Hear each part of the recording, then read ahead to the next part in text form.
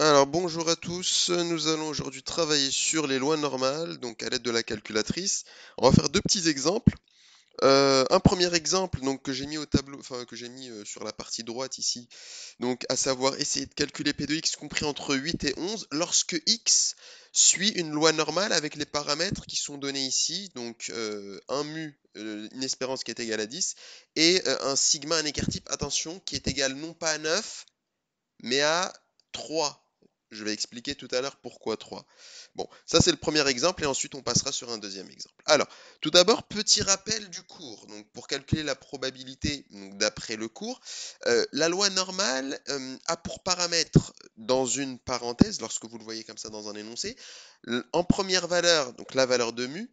Par contre, en deuxième valeur, attention, ça n'est pas la valeur de sigma, ce sera la valeur de sigma au carré.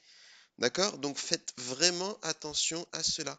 C'est pour ça que si je fais le parallèle avec l'exemple, ici je vous avais dit attention, 9, ça n'est pas l'écart type sigma, c'est l'ensemble de sigma au carré. Alors mettons en avant justement les deux paramètres mu et sigma pour que ce soit plus clair. Alors valeur des paramètres dans l'exercice, mu, ça ne bouge pas, c'est toujours la première valeur écrite, ici elle est égale à 10, voilà pourquoi mu est égal à 10.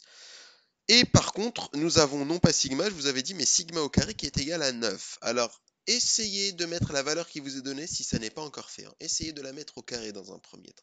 Ça vous facilitera les choses pour déterminer la valeur de sigma. Donc sigma au carré étant égal à 9, 9 c'est la même chose que 3 au carré. Alors je vais continuer à ce niveau-là. Vous le devinez bien, pour la suite, sigma va être égal à combien? Eh bien il va être égal uniquement à 3. D'accord? Du coup, et je reprends les valeurs à ce niveau-là.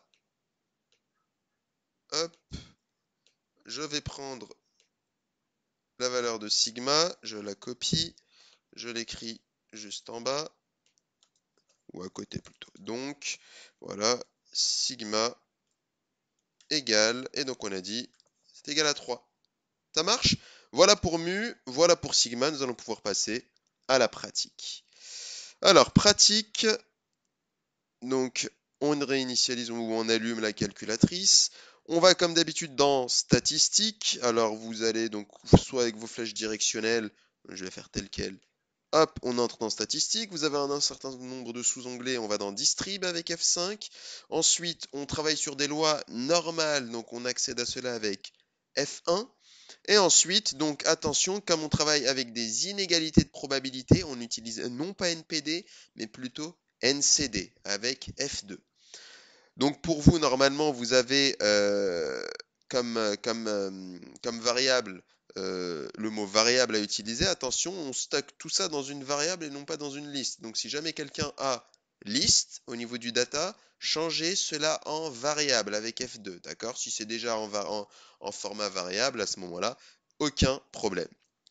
On continue. Alors le lower c'est la valeur la plus basse de votre probabilité dans l'encadrement. La valeur la plus basse pour moi ici, elle est égale à 11. Donc du coup, je descends, hop, et j'entre la valeur 8, pardon, j'ai dit 11, c'est 8 la valeur la plus basse, autant pour moi.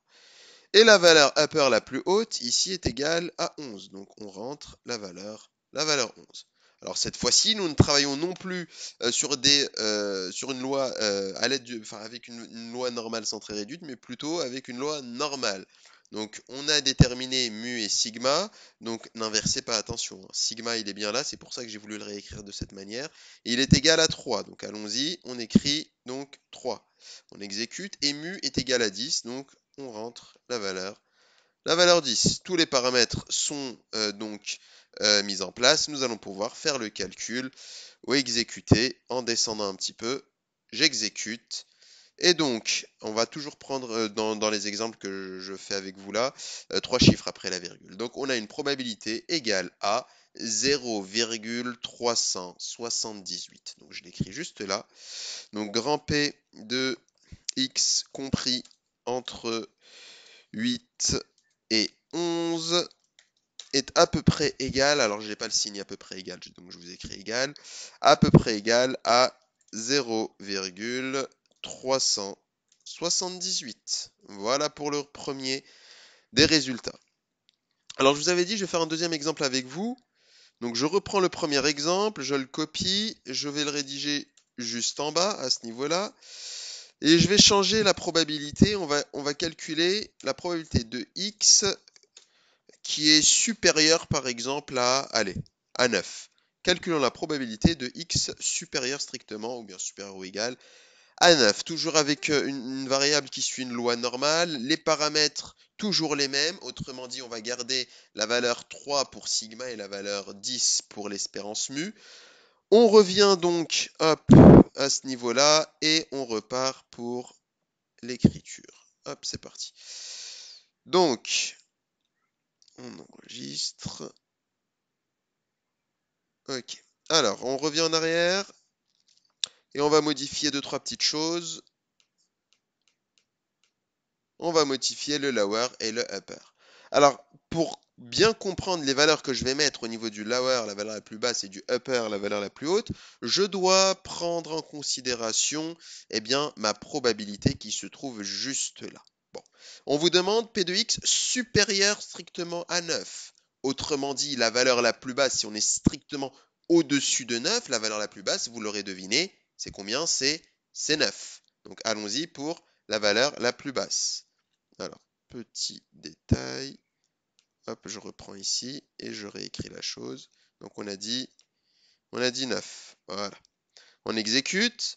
Et ensuite, alors quand on dit supérieur strictement à 9, mais qu'on n'a pas de limite supérieure dans le supérieur, vous le devinez, hein, la limite c'est quoi? C'est plus l'infini. Alors, comment est-ce que sur la calculatrice, on rentre eh bien, la valeur plus l'infini? Ce qui va jouer le rôle de plus l'infini, ce sera tout simplement 10 puissance 99. En fait, la calculatrice comprendra, lorsqu'elle verra 10 puissance 99, qu'il s'agira d'une valeur très, très, très, très, très, très, très grande. Autrement dit, une valeur qui va tendre vers plus l'infini. Alors allons-y, comment est-ce qu'on écrit 10 puissance 99? Donc on est sur le upper, eh bien on va entrer 10, la puissance elle est là, c'est le chapeau, puissance 99, et on exécute. Voilà, donc là on a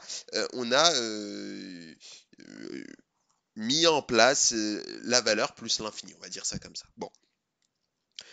Sigma n'évolue pas, mu non plus n'évolue pas, nous allons pouvoir faire le calcul directement. Alors c'est parti, on exécute, donc on descend jusqu'à atteindre exécuter, on exécute, et on a la probabilité suivante, 0,631, attention, pas 630 mais 631, car le quatrième chiffre après la virgule est égal à 5, et je rappelle, lorsque donc ce quatrième chiffre est supérieur ou égal à 5, alors vous êtes obligé de prendre l'entier du dessus au niveau du troisième chiffre, d'accord? Donc 631.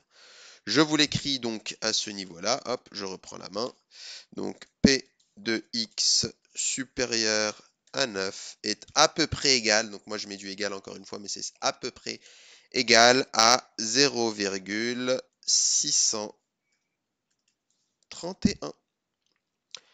Et la session est terminée. Alors, juste avant, elle n'est pas complètement terminée. Je vais vous mettre là à la suite un petit exercice au tableau qui va vous permettre de comprendre comment faire ce genre de calcul donc à la main. C'est parti.